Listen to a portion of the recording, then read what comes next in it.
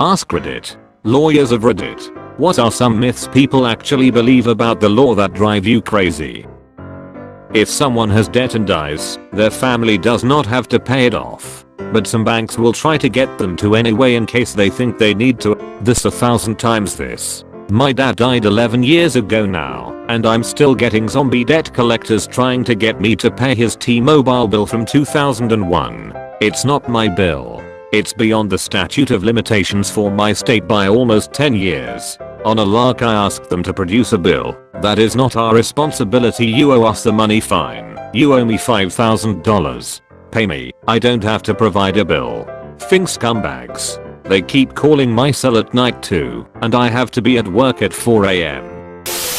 The biggest one that comes to mind is the infamous McDonald's case. You've probably heard of it. A cranky customer spilled a bit of coffee while driving and decided to sue McDonald's for millions of dollars because it was too hot. How ridiculous. Coffee is supposed to be hot, right? In reality, the coffee was almost 200 degrees Fahrenheit, considerably hotter than what anyone would expect, and had caused several injuries before this incident. The elderly woman was actually parked and not driving at the time.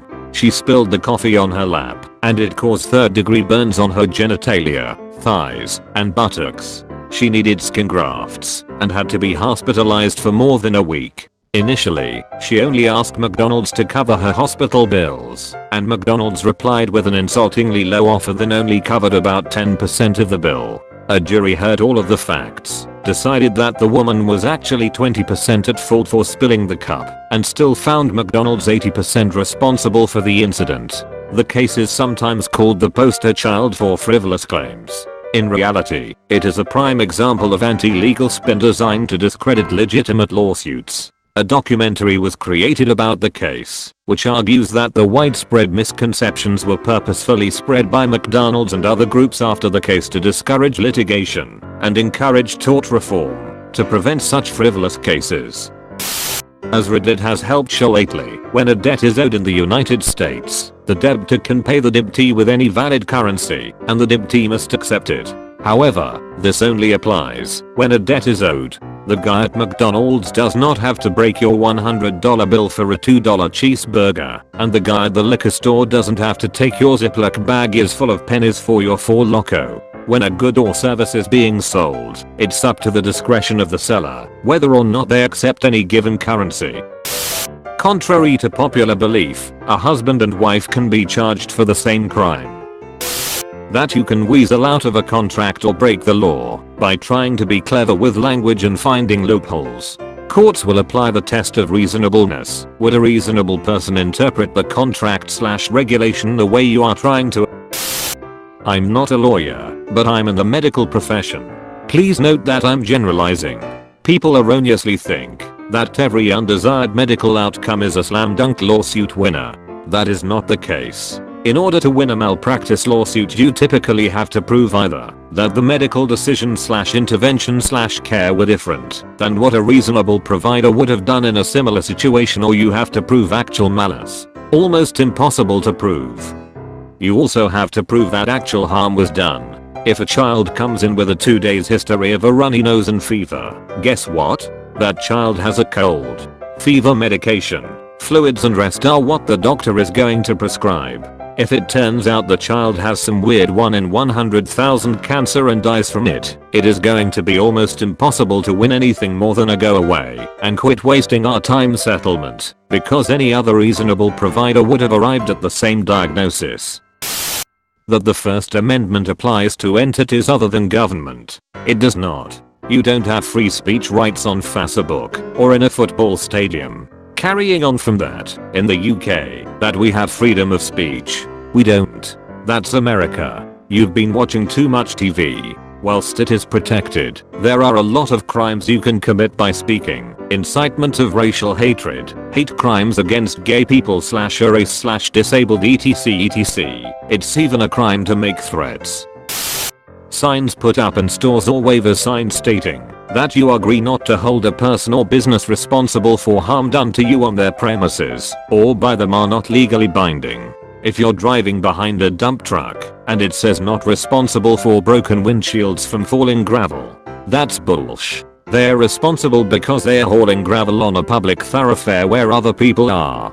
They're responsible for all damage their vehicle and their load does. They just put those signs up to deter lawsuits. You can't waive liability for possible harms that might happen in the future. At least, you can't in Missouri. I tried. So, stores that have signs that say not responsible for injury or accident done while on the premises is bullsh. Even if the document looks official and you signed it, you can't sign away your right to sue for future harms.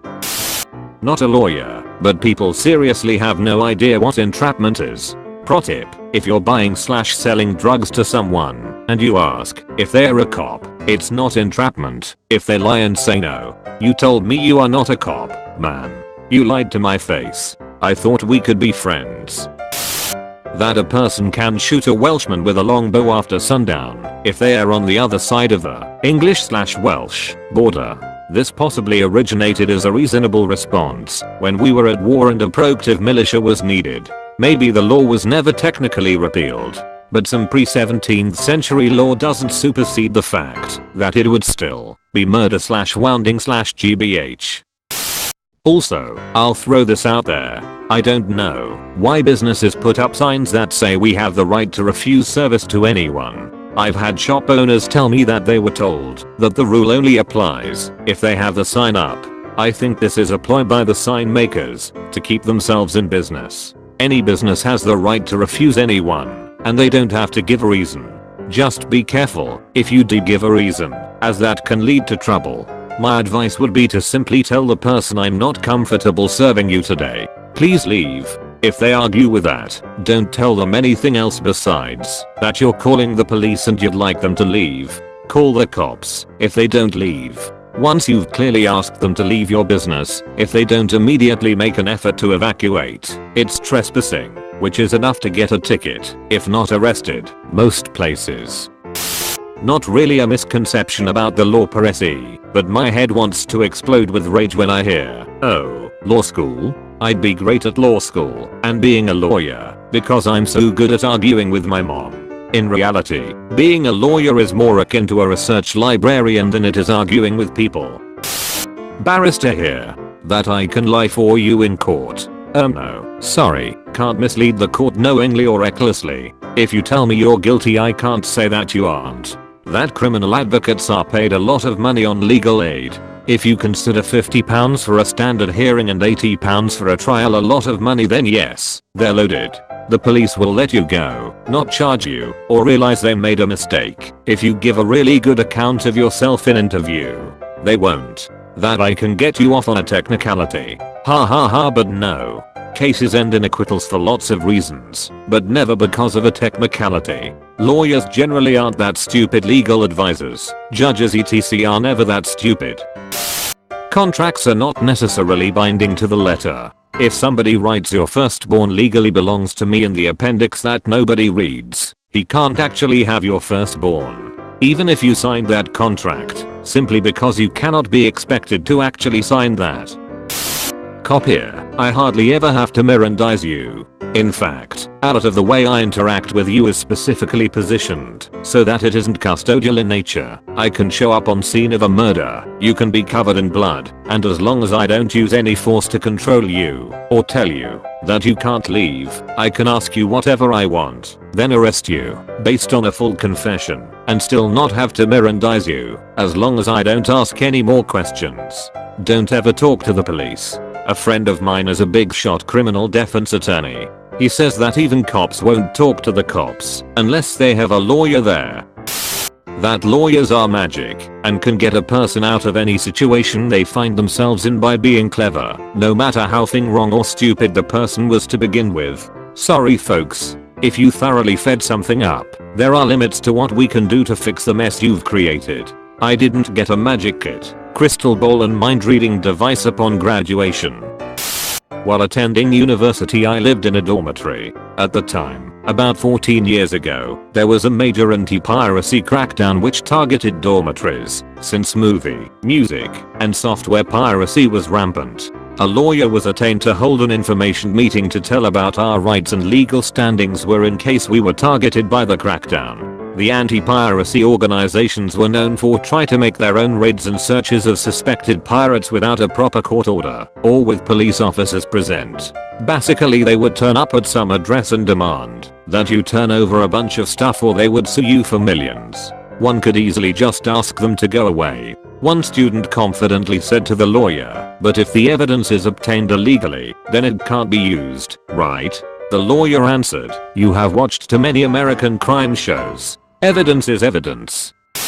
You've been visited by the rare bread doggo. Comment, toast well, papa, and be granted with great fortune in bread.